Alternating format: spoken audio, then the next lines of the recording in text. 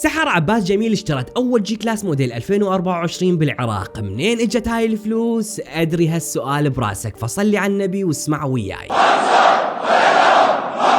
بحكومة مصطفى الكاظمي تم إنشاء لجنة خاصة بمكافحة الفساد انعرفت باسم لجنة أبو رغيف. هاي اللجنة يا خويني المشاهد اعتقلت وحققت ويا هواي شخصيات سياسية، ومنها جمال الكربولي اللي يصير صاحب قناة دجلة اللي سحر عباس جميل تشتغل بيها. جمال الكربولي يعترفوا بوثائق رسمية انه قناة دجلة تم استخدامها هواي مرات لابتزاز سياسيين ورجال اعمال وبمبالغ خيالية. نعوف كل هاي العمليات ونركز بعملية واحدة. جمال الكربولي يقول انه مرة من المرات تواصل وياي اخو محافظ الموصل نوفل العاقوب، وكان يريد مني تسقيط لجنة أبو رغيف بقناة دجلة. ليش يسقطون بيها؟ لأن اللجنة اعتقلت نوفل العاقوب. يعني باختصار وحتى تفهم، أخوك تم اعتقاله، أنت رحت القناة دجلة ودفعت لها فلوس حتى يسقطون باللجنة اللي اعتقلت أخوك. جمال الكربولي يكمل اعترافه ويقول إنه تواصلت ويا سحر عباس جميل حتى تسوي حلقة بهذا الخصوص، وتواصلت أيضا ويا عدد من المحللين السياسيين والنواب الذين تم استئجارهم لغرض تسقيط اللجنة. وإذا أنت ما مصدق بالاعترافات وممكن تقول إنه كانت تحت التعذيب، فقدامك الحلقة اللي نزلت على قناة الرسمية لدجلة باليوتيوب. اسم الحلقة يا صديقي واضح جدا مثل ما هو متفق عليه، واللي تم استئجارهم قدامك واضحين ومنهم النائب عالي نصيف. فاعتقد الموضوع صار واضح بالنسبة لك، واعتقد ايضا انه الجي كلاس اللي سعرها 25 شدة مبلغ تافه بالنسبة للمبالغ اللي تنوخذ بعمليات الابتزاز بهاي البرامج.